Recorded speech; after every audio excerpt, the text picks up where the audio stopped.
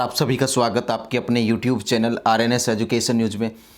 दोस्तों, इस वीडियो में बात करने वाले हैं आप लोगों के लिए संविदा ANM GNM CHO के जो वेरिफिकेशन है उसके लिए कागजात। दोस्तों, तीसरा या चौथा वीडियो ये आ रहा है, लेकिन फिर भी आप लोगों को समझ में नहीं आ रहा कि आखिर करना क्या है।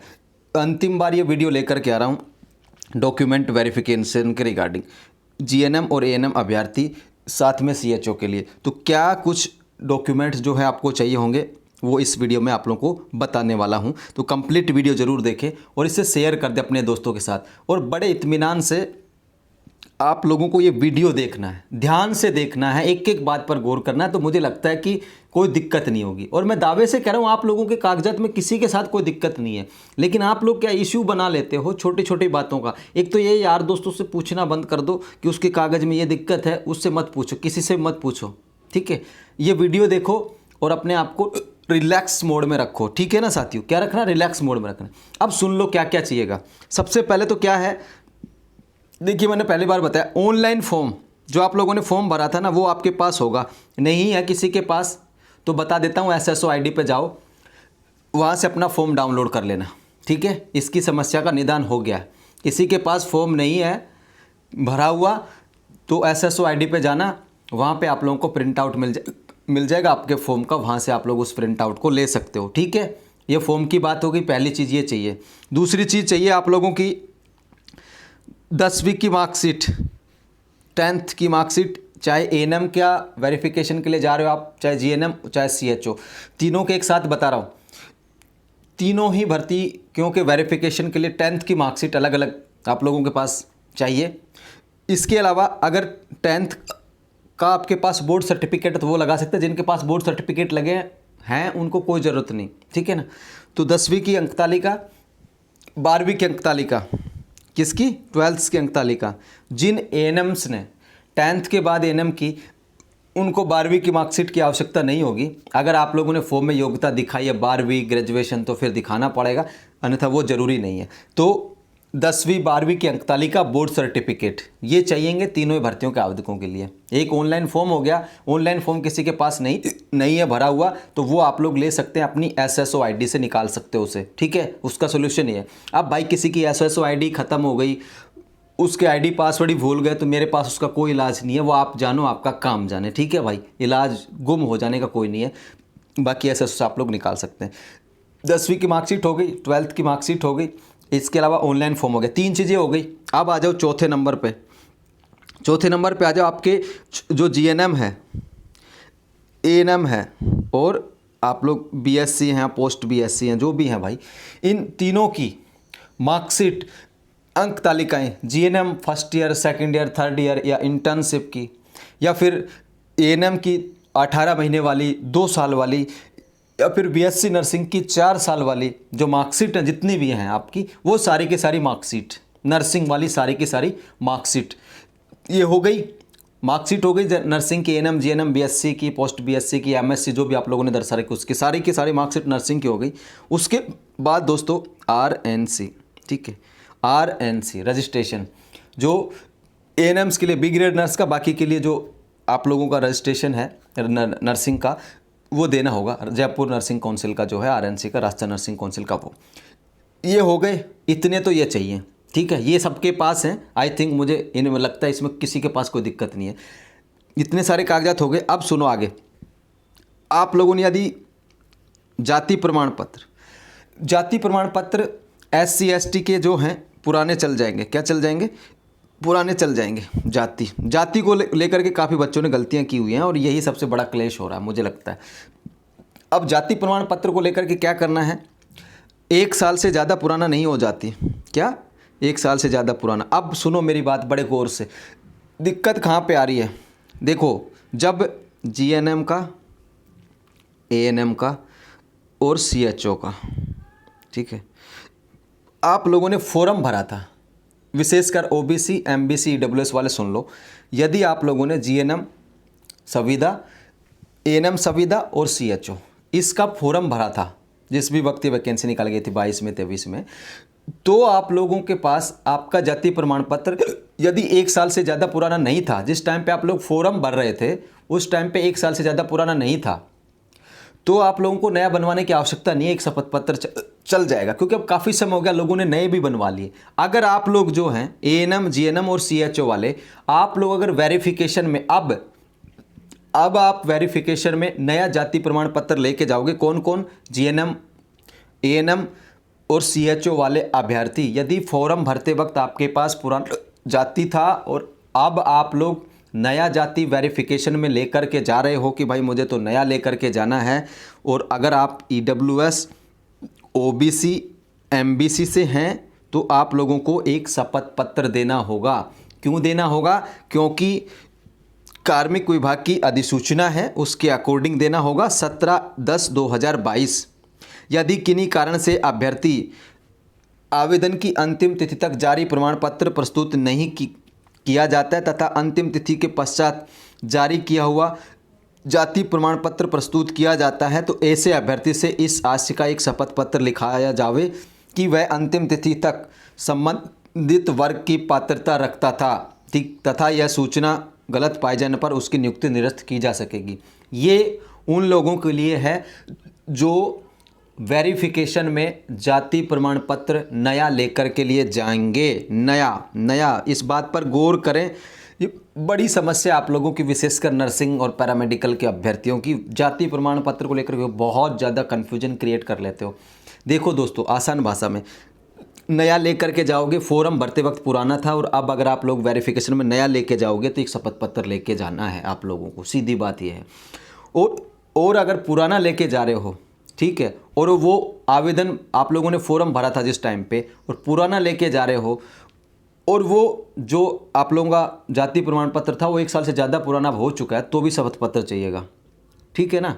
यानी कि फॉर्म भरने के बाद नया बनवा लिया तो शपथ पत्र, और फॉर्म भरते वक्त अगर वो 1 साल से ज़्यादा पुराना था तो शपथ पत्र तो आएगा। मतलब कुल मिला के लगभग 80% लोगों के साथ ये चीज़ें होने जा रही हैं। तो ये है जाति प्रमाण पत्र, अब समझ में आ गया। और ओबीसी, एमबीसी, ईडब्ल्यूएस 1 साल से ज़्यादा पुराना अगर दे रहे हो तो एक शपथ पत्र देना होगा। नया बनवा के ले जा रहे हो तो देना होगा कि भाई जिस टाइम पे फॉर्म भरा जा रहा था मैं ओबीसी वर्ग का था, मैं ईडब्ल्यूएस वर्ग का था, मैं एमबीसी वर्ग का था या थी, जो भी है ना, वो आप लोग को लिखवा के देना पड़ेगा। इसके अलावा दोस्तों मूल निवास, ठीक है, जाति के बाद क्या आएगा? मूल निवास प्रमाण पत्र, ठीक है, आप लोगों का होना चाहिए, आप लोग को मूल निवास प्रमाण पत्र। यदि आप लोग विवाहित हैं दोस्तों, क्या हैं?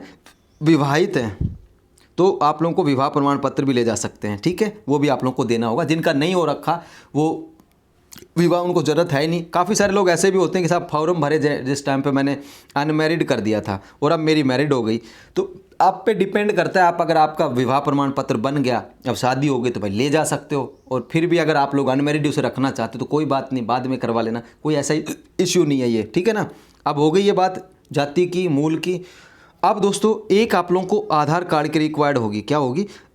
आधार कार्ड की रिक्वायर्ड होगी, जो आप लोगों को अभी वेरिफिकेशन जो है कर्मचारी चयन बोर्ड ऑनलाइन करने वाला है, तो आधार कार्ड चाहिए आप लोगों को, जिसमें स्कैनर होगा एक तरीके से ना, ठीक है, स्कैनर कोड वाला ना, बार कोड वाला आधार कार्ड, तो वो निकलवा लेना कंप्यूटर वाले से। अभी भी कोई आवश्यकता नहीं उसकी, जब वेरिफिकेशन की डेट वगैरह आए या सब चीज़ें हो तब उस टाइम पर निकलवा लेना, ठीक है।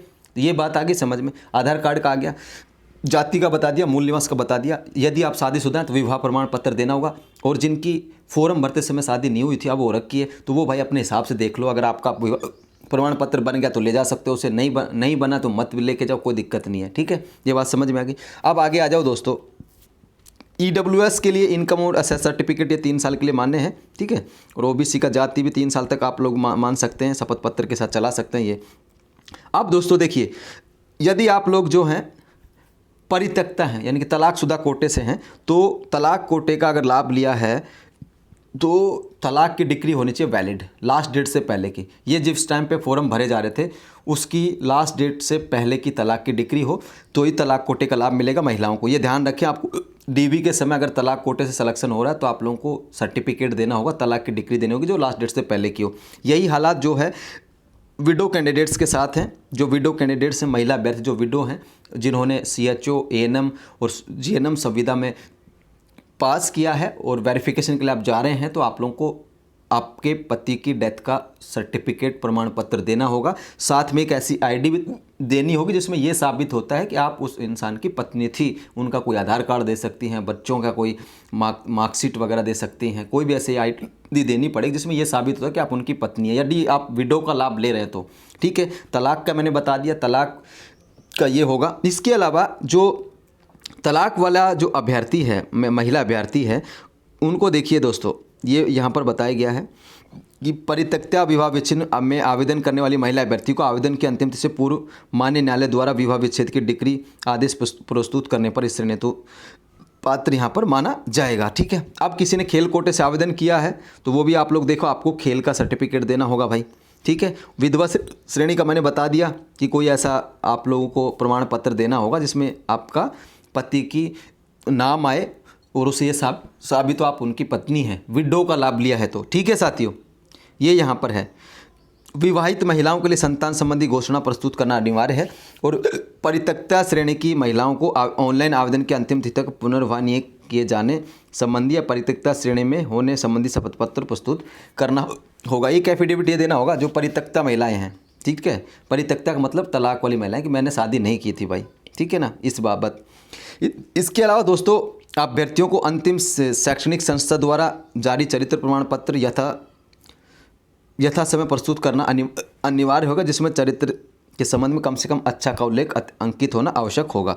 अभ्यर्थी को 2 राजपत्रित अधिकारी द्वारा जारी नवीनतम चरित्र प्रमाण प्रस्तुत करने अनिवार्य हैं। अब दोस्तों, ये 3 चरित्र प्रमाण पत्र हो गए हैं आप लोगों के। ठीक है, क्योंकि बोर्ड की जो नोटिफिकेशन है उसमें दिया गया है 3 चरित्र प्रमाण पत्र हो गए। ठीक है, एक तो कहाँ का, जहाँ से आप लोगों ने अंतिम पढ़ाई की वहाँ का, और 2 आप लोगों को गजेटेड का। तो ये आप लोगों को 3 चरित्र प्रमाण पत्र बनवाने होंगे। बनवा के रख लो आप लोगों को। जो ये अंतिम संस्था, शैक्षणिक संस्था वाला ये चाहता ही रहता है। ठीक है, काफ़ी सारी अगर और भर्ती में सेलेक्ट हो जाओगे तो ये इसका जेरोक्स आप लोगों को चल जाएगा। ये जो राजपत्रित वाले हैं ना, गजेटेड वाले, ये आप लोगों को 2 चाहिए होंगे। ठीक है, तो ये भी आप लोग लेके जा सकते हैं। ठीक है, ये भी इसमें चाहिए होंगे। ठीक है साथियों, इसके अलावा पुलिस वेरिफिकेशन ये नहीं चाहिए, ये सिलेक्शन हो जाए जब ज्वाइनिंग करने जाओ तब चाहिएगा। ठीक है, और आप लोगों के सारे कागजात, कोई अगर पहले से किसी और जॉब में है, अब इनमें आना चाह रहा हो, NOC वगैरह, तो वो आपके रिगार्डिंग नहीं है, किसी के हो तो उक्त प्रमाण पत्र ऑनलाइन आवेदन की अंतिम तिथि से पूर्व के जारी होने चाहिए।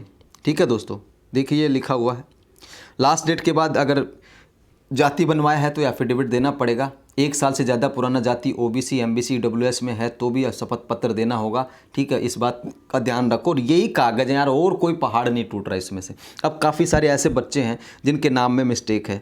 ठीक है, जिनके और कोई भी मिस्टेक है, तो भाई इनके लिए शपथ पत्र आप लोग दे सकते हो कि साहब मेरा नाम ये, इसमें मान लो राजेंद्र था। ठीक है, अब राजेंद्र में R या फिर A नहीं लिखा गया या कुछ भी छूट गया, तो जो भी आप लोगों की दिक्कत है ना, उसके लिए आप लोग एक शपथ पत्र दे देना कि भाई मैं फलाना ढिमकाना, ये मेरा नाम है, ये मेरा गांव है, मैंने ये फॉर्म भरा था भर्ती का, ये है कि ऑनलाइन फॉर्म में मेरे में ये मिस्टेक हो गई थी, मेरा नाम में ये, तो ये शपथ पत्र दे तो कोई भी गलती होने पर। और छोटी छोटी चीज़ें तो वैसे भी नहीं देखी जाती, बेसिकली आप लोग योग्यता पूरी कर रहे हो, कागजात आपके पास पूरे, ये सारी चीज़ें। ठीक है साथियों, अब ये है, तो ये पूरे कागजात हमने बता दिए दोस्तों। जाति, मूल निवास, आधार कार्ड, ठीक है, चरित्र प्रमाण पत्र, विडो डाइवोर्स का सर्टिफिकेट, खेल का सर्टिफिकेट, और कोई दिव्यांग अभ्यर्थी या PH है तो उसे अपने दिव्यांगता के लिए PH का 40% से अधिक जो दिव्यांग है वो PH सर्टिफिकेट, ये सारे के सारे कागजात आप सब लोगों के पास है। बस बेसिकली बात क्या है कि एक तरीके से होवा बना ले तो आप लोग टेंशन बेबाद की कर लेते हो कि यार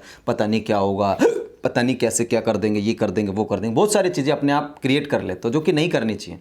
कुछ भी दिक्कत नहीं है साथियों, सबके पास सारे कागजात हैं, किसी को भी दिक्कत नहीं आएगी कागजात में। दिक्कत उनको आएगी जो चोरी करना चाहते हैं। ठीक है, उनको आएगी दिक्कत, और किसी को कोई दिक्कत नहीं आएगी। ठीक है, इसलिए टेंशन नहीं करनी कागजातों को लेकर। मैंने बहुत बार बता दिया, तीसरी चौथी बार बता रहा हूँ। अब ध्यान दे लो जो चाहिए। ये अंतिम वीडियो, इसके बाद मैं किसी कमेंट का रिप्लाई भी नहीं करूंगा कि भाई मेरे जाति में ये दिक्कत है, मेरे मूल में ये दिक्कत है, क्योंकि ये सवाल है ना मुझे इरिटेट करने लगते हैं। बार बार वीडियोज बनाने के बाद, समझाने के बाद, फिर उन्हीं चीज़ों को अगर पूछा जाता है तो फिर वो इरिटेशन करने लगते हैं। ठीक है, तो ये सारे के सारे कागजात चाहिए जो इस वीडियो में बताए हैं।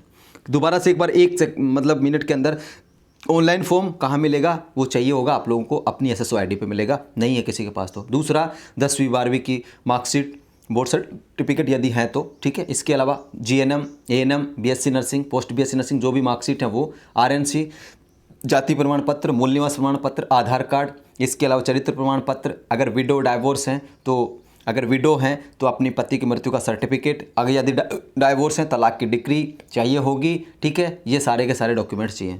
बिल्कुल सिंपल सरल है। यदि कोई आप लोगों के फॉर्म में दिक्कत है, कोई मिस्टेक हो गई थी उस टाइम पे नाम गांव पते की, उसके लिए आप लोग शपथ पत्र दे सकते हैं। जाति प्रमाण पत्र ओबीसी, एमबीसी, ईडब्ल्यूएस 1 साल से ज़्यादा पुराना नहीं हो, 1 साल से ज़्यादा पुराना है तो आप लोग शपथ पत्र देना होगा। यदि आप लोग वेरिफिकेशन में नया जाति प्रमाण पत्र लेके जा रहे हैं, ओबीसी, एमबीसी, ईडब्ल्यूएस से हैं, तो शपथ पत्र 17/10/2022 कार्मिक विभाग के नोटिफिकेशन के अनुसार देना होगा। अब भी आसान सारी चीज़ें बिल्कुल समझा दी हैं। पीएच हैं तो पीएच का सर्टिफिकेट चाहिए होगा। खेल कोटे से आवेदन किया तो खेल का सर्टिफिकेट जो वैलिड फॉर्मेट है उसमें चाहिए होगा। बाकी और किसी चीज़ की आवश्यकता नहीं है, ठीक है। ये सारी की सारी चीज़ें आप लोगों को चाहिए होंगी, ठीक है ना साथियों। तो आप लोग अपना, सबके पास है ये सारी की सारी चीज़ें, ठीक है, सबके पास हैं ये सारी की सारी चीज़ें, लेकिन बस आप लोग नहीं करते हैं। अब दोस्तों इतनी सारी चीज़ें हो गई। अब एक क्या होता है कि डिटेल स्क्रूटनी फॉर्म है, ये ऑनलाइन होगा।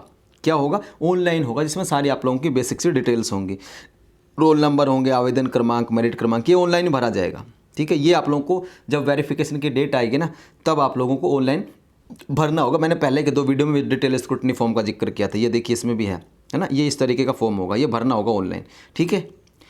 ये भरना होगा, ये निकलवाना होगा। जो कागजात बताएं उसके अलावा एक डिटेल स्क्रूटनी फॉर्म है, इसकी 2 कॉपी निकलेंगी, ठीक है। इसकी 100-125 रुपये फीस है। उस टाइम पे जब आप लोगों को वेरिफिकेशन की डेट आएगी, तीनों ही भर्तियों की, एएनएम, जीएनएम, सीएचओ की, तो आप लोगों को ये भरना होगा। उस टाइम पे 100 रुपये इसकी फ़ीस है, वो देनी होगी, है ना।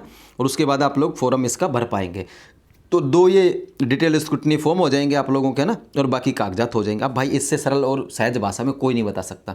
प्लीज़ वीडियो को ना ढंग से देखा करो। किसी के नाम गांव पते में दिक्कत है, शपथ पत्र लगा देना। बाकी कोई टेंशन करने की आवश्यकता नहीं कि भाई बाहर कर देंगे क्या, वैसा वैसा कुछ नहीं है। बस फर्जी ना हो भाई कोई भी चीज़ आप लोगों के पास। तो ये जानकारी थी साथियों, इस वीडियो को शेयर कर देना है। मैंने सारी चीज़ें बता दी, एक एक करके, कोई भी चीज़ नहीं छोड़ी है, ठीक है। कोई भी चीज़ नहीं छोड़ी है। कोई भी दिक्कत हो शपथ पत्र लगा दो, बात खत्म करो, ठीक है।